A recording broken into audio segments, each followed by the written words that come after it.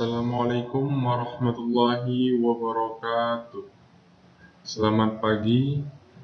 Pada kesempatan ini, saya akan memaparkan sebuah materi bahan ajar tentang manajemen sumber daya manusia.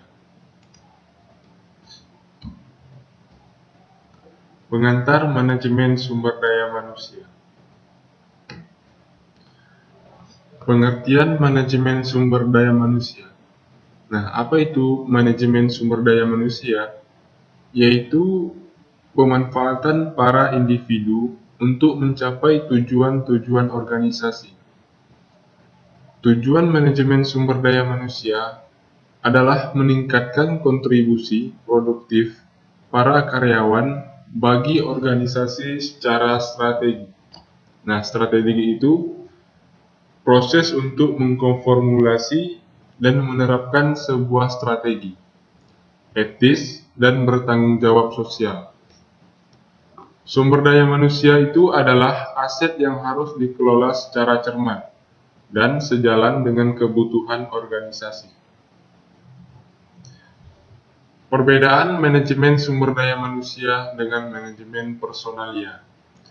Nah, dalam istilah manajemen personalia, terkandung pengertian bahwa karyawan atau personalia hanya dianggap sebagai salah satu faktor produksi saja, yang tenaganya harus digunakan secara produktif bagi pencapaian tujuan perusahaan.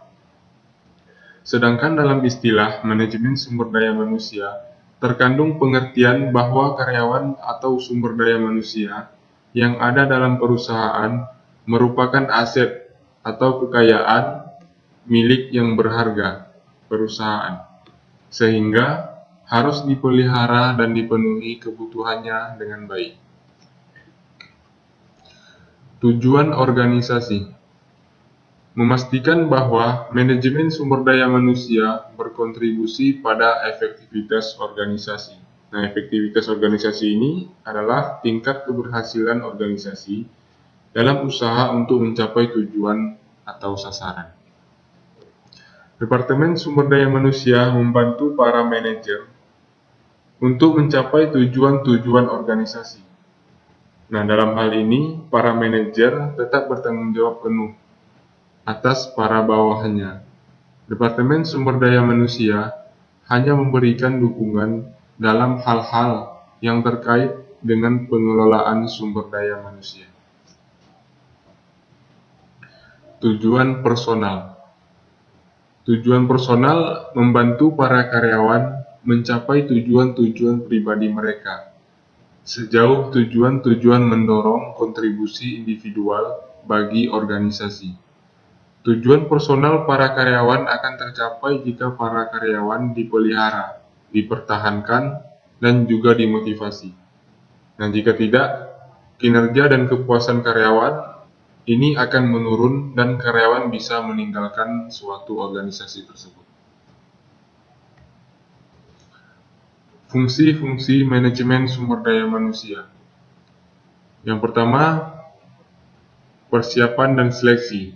Nah, pada persiapan dan seleksi itu ada 4 poin.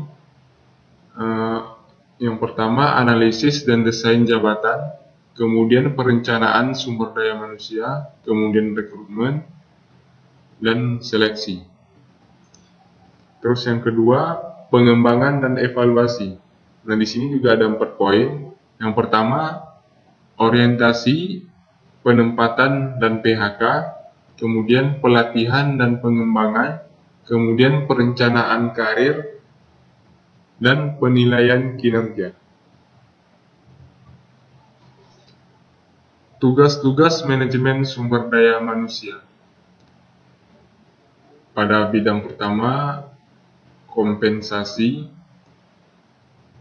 Di situ ada 2 poin. Yang pertama, mendesain dan mengimplementasikan sistem kompensasi untuk semua karyawan. Yang kedua, menjamin keadilan dan konsistensi kompensasi. Kemudian yang kedua, karyawan dan hubungan perburuhan. Di situ juga ada 2 poin. Poin pertama, melayani sebagai perantara antara organisasi dan serikat bekerja. Yang kedua, mendesain sistem disiplin dan menangani keluhan.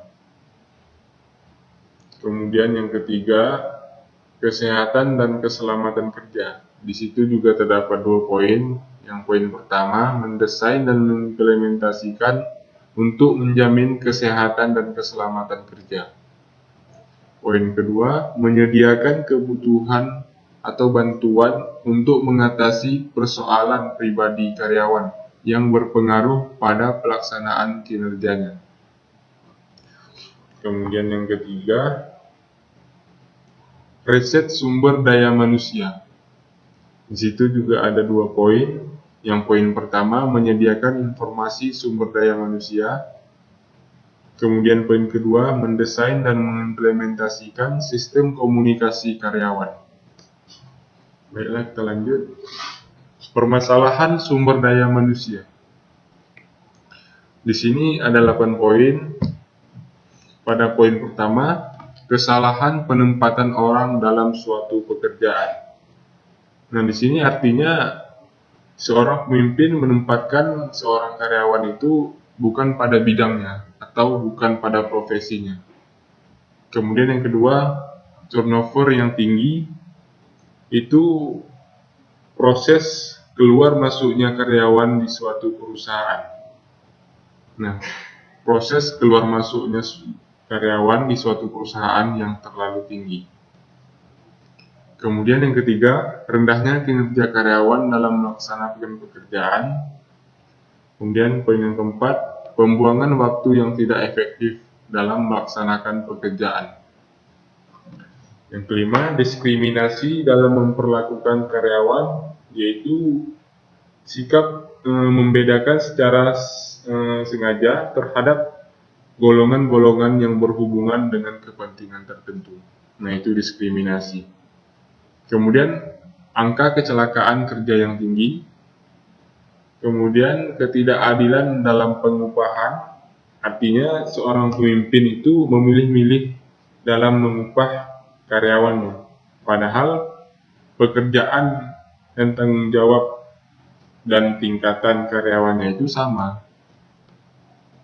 Kemudian, ketidakberdayaan karyawan. Artinya,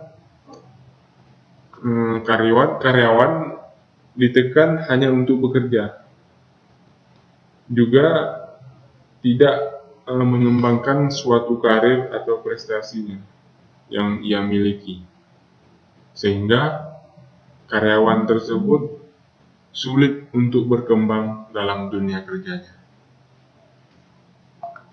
Mungkin hanya ini yang dapat saya sampaikan. Lebih dan kurang saya mohon berbanyak maaf. Assalamualaikum warahmatullahi wabarakatuh. Terima kasih, semoga bermanfaat.